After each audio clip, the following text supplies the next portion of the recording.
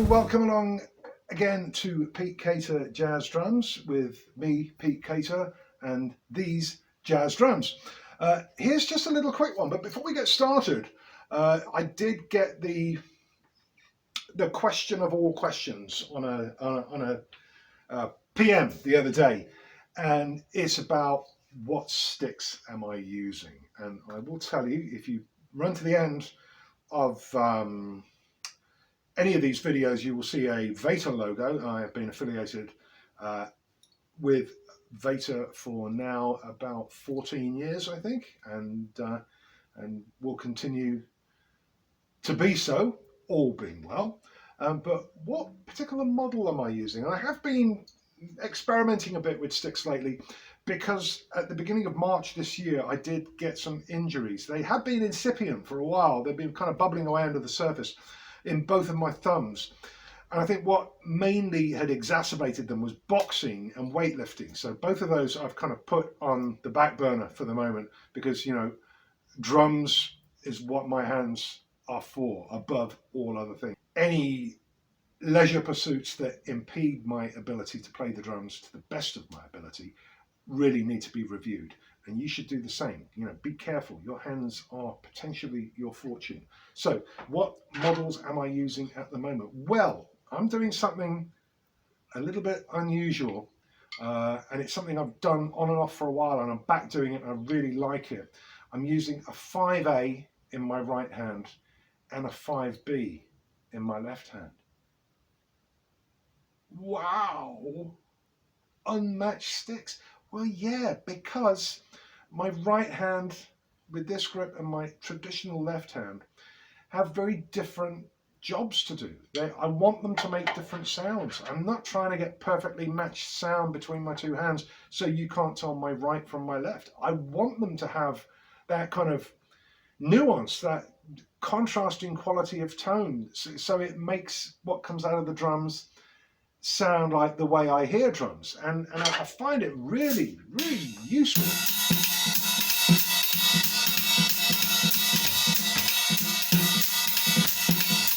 Not only for backbeats, but for really delicate stuff like I was doing just there, because the gravity of the heavier stick with the traditional grip and the hand sitting largely underneath the stick or to the side of the stick makes it really easy to generate momentum in the left hand. Whereas if I tried to do that with a 7A, I probably would struggle to pick up a 7A, to be honest. But if I did that, because I have got big hands, let me give you some sort of an idea of the size of my hands. I wonder if I've got something I can compare them with. Maybe a CD. My hand, a CD. So they're quite big. So, you know, big hands means big sticks. It's not necessarily to do with the intensity of the music or the dynamic level at which you play. So anyway, what is this thing about cruising speed? What is that about? Well, cruising speed is a little thing that I've been playing around with for a while now, and it's very much to do with the psychology of practice rather than actual physical considerations. And it's where something is challenging.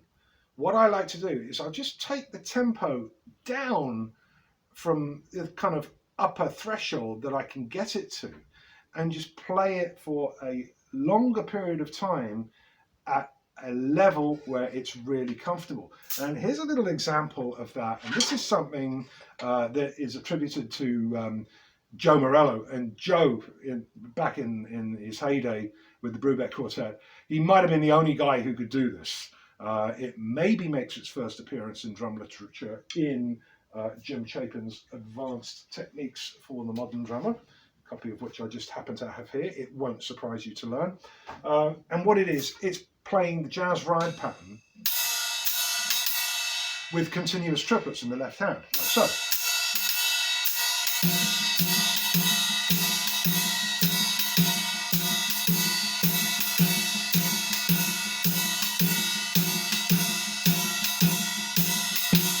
Now, there's lots of amazing footage of Joe Morello on the internet doing this breathtaking speed with that very, very precision fingerstyle technique that he developed. I use a completely different technique, And what I actually do to do this is I play the first note of the triplet with exactly the same motion as if I was playing time with the left hand brush. So it's like a swish, it's like that.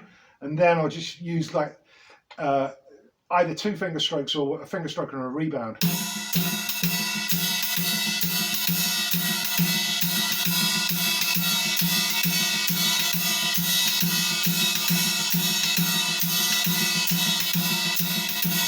To get the second and third triplets. Now that's quite a hot tempo that I'm doing that at there. So what I would do for cruising speed practice, I'm going to take it down, get it where it's comfortable, and I'm going to do, what I'm going to do is I'm going to attempt, I won't do the whole thing now, it's just going to take up too much time. I'm going to attempt to play page 34 of the syncopation book in the bass drum, okay? And I'm going to play each line twice through. So that's 8 bars of a single rhythmic figure, and then just go segue straight into the next one without stopping. And what I'll do is I'll do this to see how much progress I can get down the page. So it's going to be like this. So let's get the hands going first.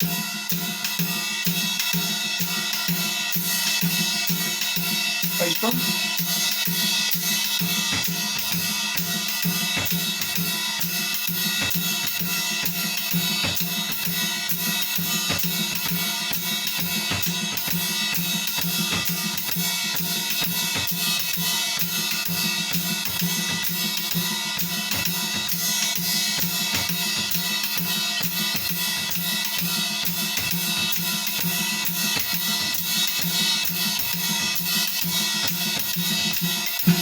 So that's the first 2 lines of page 34 of the syncopation book.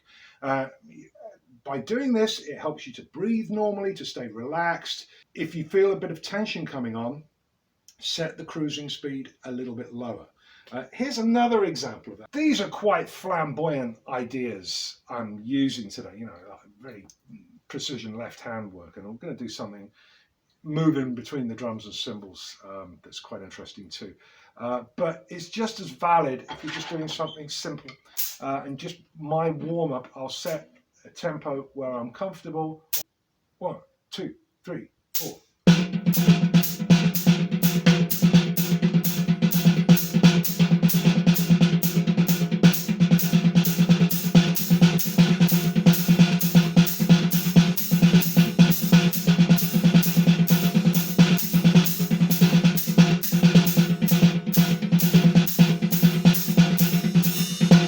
And that's exactly the same as the opening to the Sticking Logic video, where I'm improvising, okay? And see, I'm holding that tempo down and it's giving me thinking time. I'm not relying on muscle memory. I'm not doing something that's imprinted, that's internalized, that I have to kind of dip into kind of metaphorical toolbox and pull out. That stuff has its uses, but there is another way, and it's this. Okay, so I said I was going to do something else that was a little bit flamboyant. This is the kind of thing I would use at the end of solos, and it's inspired by watching great drummers who can really burn all around a set of drums like a ninja. Someone like Dennis Chambers springs to mind when I think of that. So I'm going to play a really simple phrase. It's just some quarter notes and an 8th note and 1 half note, and I'll play it on the cymbal. Here it is.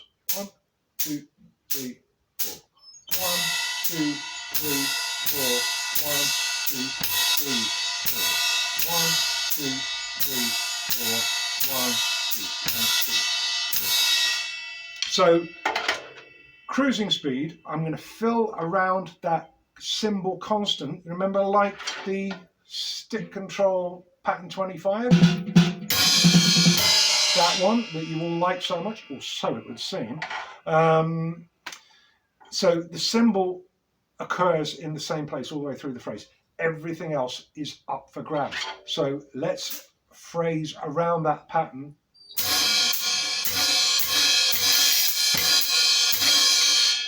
With freely orchestrated single strokes between the snare and the 2 toms. Let's take it really slowly. I'm not doing this to be impressive. I want you to be able to do this for yourselves and see what I'm doing.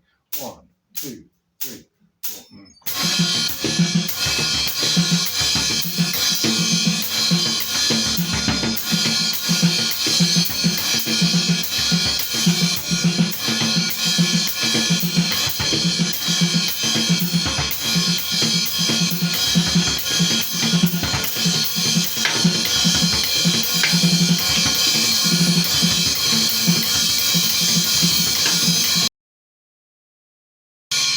sorry, got carried away.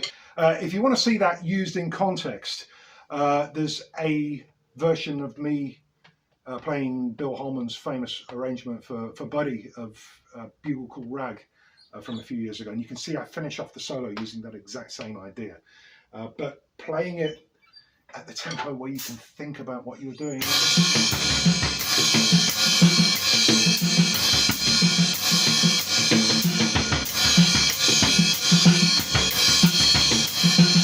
You kind of trick yourself into thinking, this is easy. This is so under my hands. It's like a walk in the park. So you don't get tense, you don't get stressed, you don't start to get cramps, you breathe normally. So that's really important. And it just makes it a whole lot easier. So don't go for speed, go for relaxation and endurance. Sometimes you might want to incrementally increase things and see what your upper threshold is to be able to play them fast. But that's not necessarily always what we want. And just being able to control stuff and really kind of roll it out over a number of minutes. I'll sometimes sit here and play the same sticking freely orchestrated for 10 minutes without stopping at a comfortable tempo, and I can think about what orchestration is coming next. I'm not, when I'm doing this, I'm not in any way taking away my attention from what the other musicians I'm playing with when I'm in a performance circumstance are doing, because I can do both, as can you. And so that's just about it for today, and I hope you enjoyed it. Keep your questions coming in. Don't forget to subscribe, ring the bell to stay updated with any new content that comes up, and I shall see you next time.